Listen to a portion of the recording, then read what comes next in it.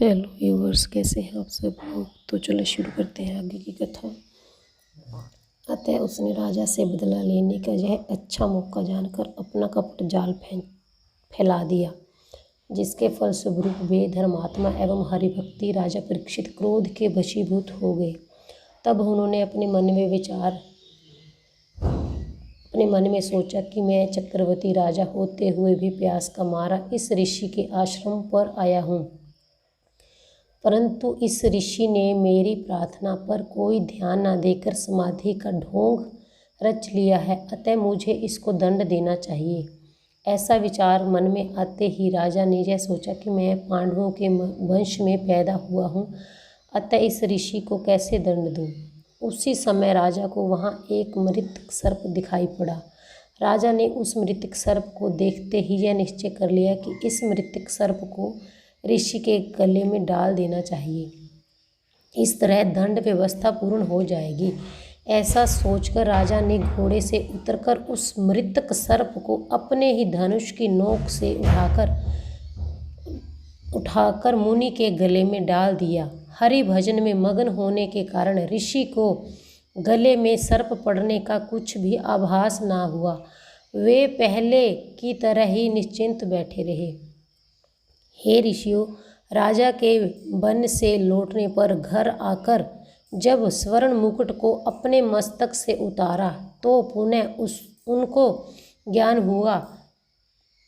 तब वे बड़े दुखी होते हुए अपने हृदय में सोचने लगे कि देखो, इस स्वर्ण मुकुट में कलयुग का निवास था, अतः इसी से मेरी बुद्धि नष्ट हो गई थी।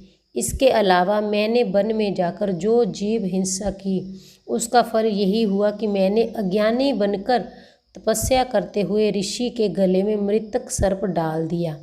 अतः मुझे इस पाप से किस प्रकार छुटकारा मिलेगा। जब कोई मनुष्य गो एवं ब्राह्मणों को कष्ट देवे, उस समय यह जान लेना चाहिए कि वह नष्ट होने वाला है। आज मैंने ब्राह्मणों को कष्ट दिया है, इसलिए मुझे ऐसा प्रतीत होता है कि मैं धन सहित संपत्ति सहित शीघ्र ही नष्ट हो जाऊंगा। इधर राजा परीक्षित अपने घर में बैठे हुए इस तरह विचार कर रहे थे कि उधर श्रमिक ऋषि जैसे के तैसे बैठे हुए तप कर रहे थे। थोड़ी देर बाद कुछ ऋषि बालक खेलते हुए शमीक ऋषि के आश्रम पर आए तो वे ऋषि के गले में मृतक सर्प को देखकर बड़े भयभीत हुए। उन्होंने यह सब हाल शमीक ऋषि के पुत्र श्रृंगी ऋषि से जानकर कहा। श्रृंगी ऋषि को ब्रह्मा जी का यह वरदान था कि उसका वचन कभी मिथ्या नहीं होगा। बालकों के यह समाचार सुनकर वह क्रोध में भर गया। उसका सारा शरीर क्रोध के मारे कांपने लगा। उसी क्रोध में उसने शीघ्रता से नदी का जल अपने सीधे हाथ में लेकर यह श्राप दिया कि जिस राजा परीक्षित ने मेरे ध्यान मगन पिता के गले में यह सर्प डाला है, उसकी आज से 7वें दिन तक्षक सर्प के काटने से मृत्यु हो जावे।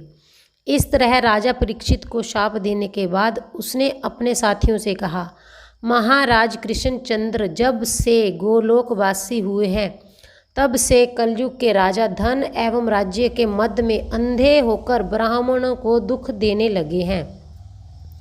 जिस प्रकार कोई पुरुष अपने द्वार की रखवाली करने के लिए कुत्ता पाले, परंतु वह कुत्ता उसी पुरुष को काट खाए, उसी तरह ये राजा लोग ब्राह्मणों के आशीर्वाद और कृपा से राज सिंहासन प्राप्त करके उन्हीं को कष्ट देते हैं।